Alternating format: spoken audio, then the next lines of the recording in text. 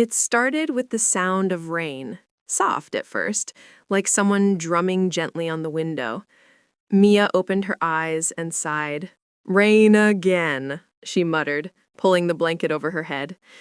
Mochi the cat was curled beside her, purring like a tiny engine. It was Saturday, and she had promised Hana they'd meet at the park again, but judging by the sky, that plan was probably ruined. Her phone buzzed. "Hana, still alive? It's raining, but I'm making pancakes. Come over." Mia grinned. "You just want me to do dishes," she texted back. "Hana, I'll give you extra syrup." That did it. Mia put on a cozy hoodie, grabbed her umbrella, and headed out. The streets were quiet, shiny with rain, puddles reflecting little pieces of the cloudy sky. The smell of wet pavement and coffee from nearby shops filled the air. When she reached Hana's house, she could already smell pancakes from outside. Hana opened the door, flour on her cheek. "Welcome, professional eater," she said. Mia laughed. "And I see you're still the worst cook." "Excuse me," Hana said, pretending to be offended. "Today's batch is edible." Mia walked in, her shoes squeaking. The house felt warm and smelled like butter and sugar. The sound of the rain outside made everything even cozier. They sat by the window, plates stacked with pancakes, watching raindrops race down the glass. "You know," Hana said, "rainy days used to make me feel lazy. Now they just make me hungry." "You're always hungry," Mia said, poking her pancake. "And you always complain," Hana replied, smirking. "Balance." They burst out laughing. After breakfast, Hana pulled out an old box. "Remember these?" she said.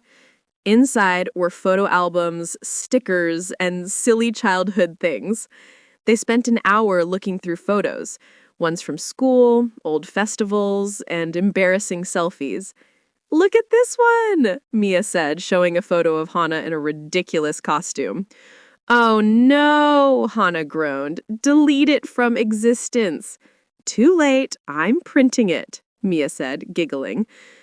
By afternoon, the rain had turned heavier. The sound filled the room like a soft drumbeat. Hana made hot chocolate, and they sat on the floor, surrounded by photos. "You ever think about how fast time goes? Like, we used to worry about exams, and now we worry about bills." Mia laughed. "Progress." "No, seriously," Hana said. "When did we stop being kids?" Mia looked at her cup. "Maybe we didn't. Maybe we just grew taller and learned to fake being adults." They both smiled at that. The room felt quiet, in a peaceful way. Outside, people walked by with umbrellas, their reflections gliding across wet streets.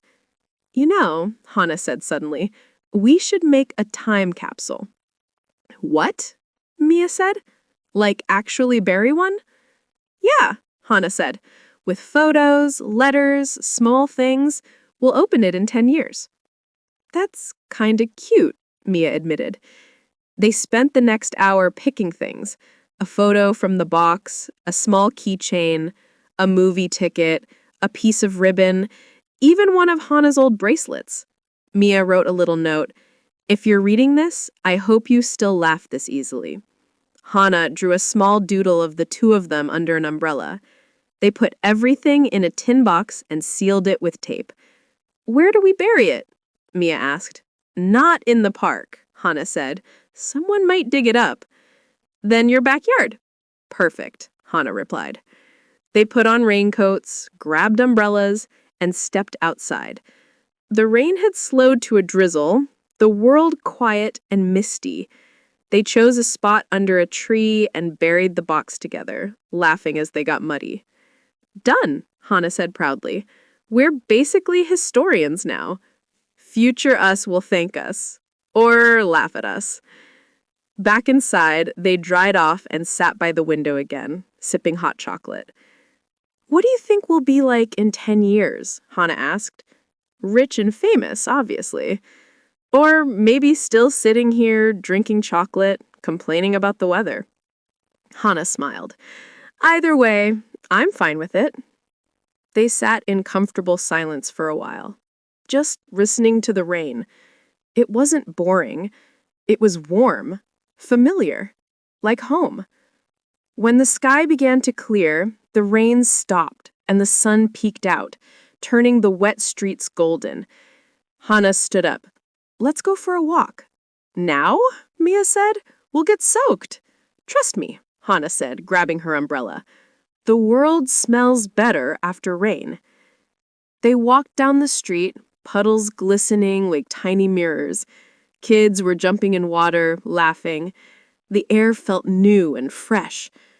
You were right, Mia said softly. It really does smell better. Told you, Hana said with a grin. They reached the small park near Hana's house, where everything was shining, leaves dripping, flowers sparkling, the sky slowly turning blue again. You know, Mia said, this is one of those days you'll remember for no reason. Yeah, Hana said, just because it felt right. They stood there quietly, letting the last raindrops fall around them. Then Hana raised her umbrella and spun it playfully, splashing water everywhere. Hey! Mia shouted, laughing as she ran after her. You're so immature! And proud, Hana yelled back. When they finally calmed down, they sat on a park bench, catching their breath. The sun was setting, casting a warm glow across the wet ground. I think rainy days aren't so bad, Mia said. They just need pancakes, time capsules, and you. Aw, Hana said dramatically. You're getting sentimental.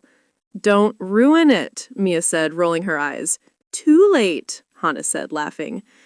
As the sky turned orange, they started walking back home. So, what's next week's plan? Hana asked. No idea, Mia said. Maybe something normal. Normal is boring, Hana replied. We'll see, Mia said, smiling. And for the first time, she realized even the simplest days could feel like adventures when you share them with the right person.